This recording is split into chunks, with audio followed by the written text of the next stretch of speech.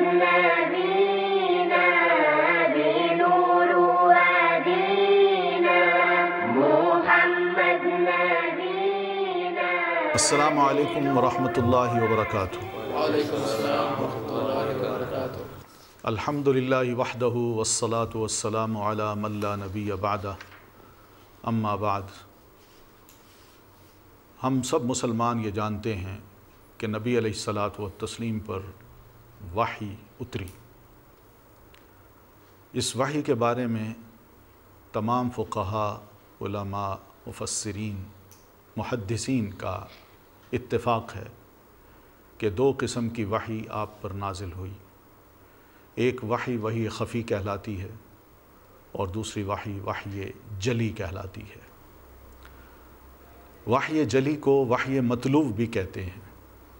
یعنی ایسی وحی جس کی تلاوت کی جاتی ہے اور وہ نبی علیہ الصلاۃ والتسلیم پر قرآن کی صورت میں آپ کے قلب اطہر پر نازل ہوئی. لیکن جو وحی جلی ہے، وحی خفی ہے، وہ اللہ کے رسول صلی اللہ علیہ وسلم پر القاء کی صورت میں، جبریل امین علیہ الصلاۃ والتسلیم کی آمد کی صورت میں اور خواب کی صورت میں نبی علیہ الصلاۃ والتسلیم پر نازل ہوئی ہے. اس وحی کی بھی ویسی ہی اہمیت ہے جیسے وحی جلی کی ہے، کیونکہ ہم یہ دیکھتے ہیں کہ قرآن مجید میں اللہ تعالیٰ نے بے شمار ہمیں واقعات بیان فرمائے ہیں. جناب سیدنا نوح علیہ السلام ہوں، سیدنا ہود علیہ السلام ہوں، سیدنا صالح علیہ السلام ہوں یا سیدنا شعیب علیہ السلام.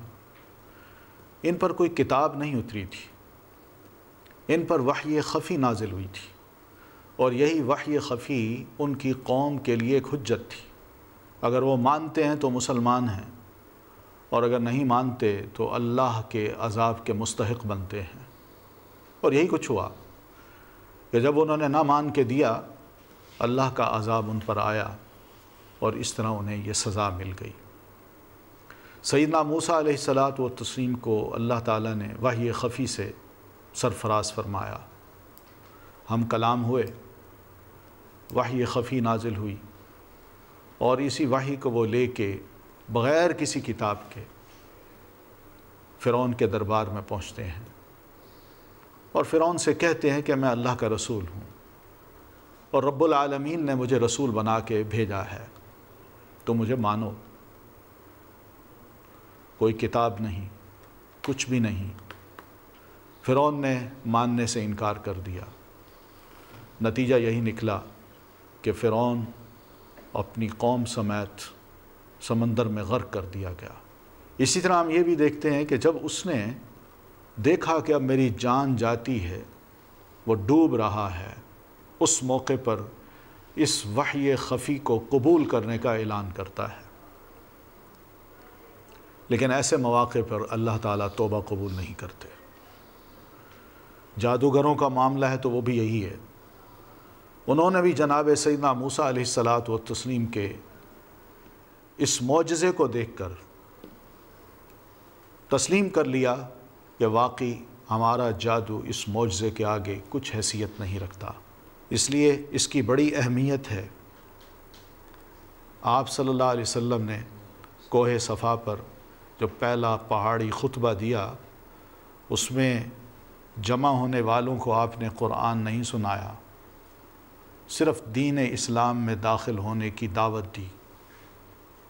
اپنے رسول ہونے کا اعلان کیا، دعویٰ کیا. مگر آپ کے اپنے ہی چچا نے آپ کی توہین کرتے ہوئے اور آپ کی شان میں گستاخی کرتے ہوئے آپ کے ان الفاظ کو قبول کرنے سے انکار کیا، جس کا نتیجہ یہی نکلا کہ اللہ تعالیٰ نے آسمان سے سورت اتار دی، اور جس میں ابو لہب کی تباہی اور اس کی بربادی کا سامان جو بھی وہ جمع کر رہا تھا اس کا ذکر کر دیا. اس لیے وحی خفی کی اہمیت معمولی نہیں. نبی علیہ الصلاۃ والتسلیم کا خواب بھی وہی تھا. جبریل امین کبھی انسانی صورت میں آپ کے پاس آ جاتے، وہ بھی وہی کر جاتے. کبھی آپ کو خواب میں یہ دکھایا جاتا کہ اللہ کے رسول آپ اپنے ساتھیوں سمیت خانہ کعبہ میں، مکہ میں تشریف لے کے جا رہے ہیں، اور اس خواب کا ذکر آپ صلی اللہ علیہ وسلم اپنے ساتھیوں سے فرماتے ہیں، جس کی تائید اللہ تعالیٰ یوں فرماتے ہیں، لقد صدق اللہ رسولہ الرؤیا بالحق، کہ اللہ نے اپنے رسول کے خواب کو سچا کر دکھایا ہے، وہ حق تھا، وہ صحیح تھا۔ جناب ابراہیم علیہ الصلاۃ والتسلیم اپنے بیٹے سے فرماتے ہیں، بیٹا انی ارا فی المنام، میں نے خواب میں دیکھا ہے کہ میں تمہیں اپنے ہاتھ سے ذبح کر رہا ہوں۔ بیٹے نے یہ نہیں کہا، ابا جان یہ تو آپ کا خواب ہے، آپ خواب کی بنیاد پہ مجھے ذبح کر دیں گے، کوئی وحی ہوتی۔ مگر بیٹا رسول کا بیٹا تھا، وہ سمجھتا تھا کہ میرے والد محترم اللہ کے رسول ہیں، اور رسول کا جو خواب ہوتا ہے وہ اللہ کی طرف سے وحی ہوتی ہے، اس لیے اللہ کی طرف سے حکم ہے میرے بابا محترم کو کہ اپنے بیٹے کو میری راہ میں ذبح کرو۔ تو بیٹا سنتے ہی فرماتے ہیں، یا ابت افعل ما تؤمر، ابا جان اللہ نے جو آپ کو حکم دیا اس کو کر ڈالیے، میں تیار ہوں۔ آپ صلی اللہ علیہ وسلم نے جو کچھ کیا اللہ تعالیٰ کی حکم سے کیا، اللہ کی رہنمائی سے کیا، اور اللہ تعالیٰ کو آپ کی عادات، آپ کے اخلاق، آپ کے اعمال، آپ کے اقوال اس قدر پسند آئے کہ اسے ہی اسوہ حسنہ قرار دیتے ہوئے اہل اسلام سے کہا کہ لقد کان لکم فی رسول اللہ اسوۃ حسنہ، مسلمانوں تمہارے لیے اگر کوئی مثالی نمونہ ہو سکتا ہے، مثالی قائد ہو سکتا ہے، رہنما ہو سکتا ہے، جس کی عملی اور قولی زندگی میں تضاد نہ ہو، سادگی ہو، اخلاص ہو، محبت ہو، اور محض اللہ کی رضا ہو، تو وہ رسول محترم کا اسوہ حسنہ ہی ہے۔ آپ اللہ کے رسول تھے، اللہ اور بندوں کے درمیان ایک واسطہ تھے کہ اللہ کا حکم، اللہ کی وحی آپ پر نازل ہوتی، اس وحی کو آپ بندوں تک پہنچاتے، بس یہی واسطہ تھا آپ کا، بندوں تک پہنچا دیا اور ان کو اللہ سے جوڑ دیا، اور خود بھی جڑ گئے،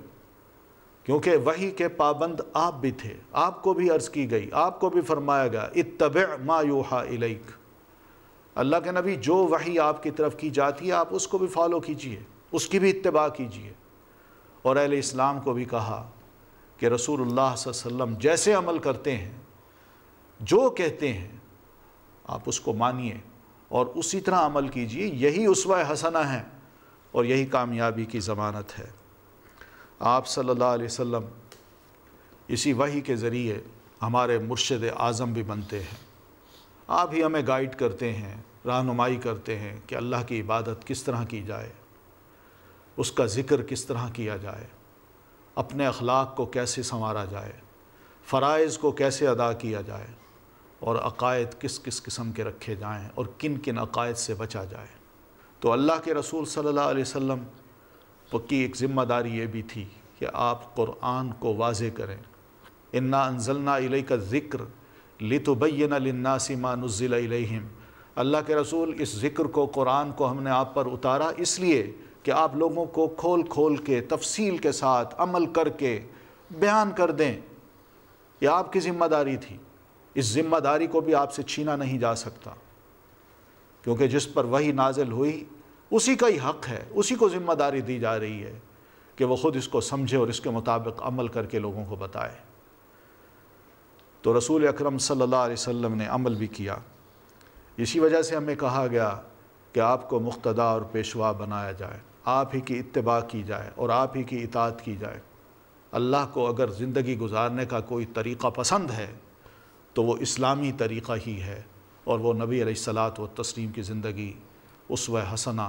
کے طور پر ہمارے سامنے بطور مثال کے موجود ہے۔ آپ جب اس دنیا سے رخصت ہوئے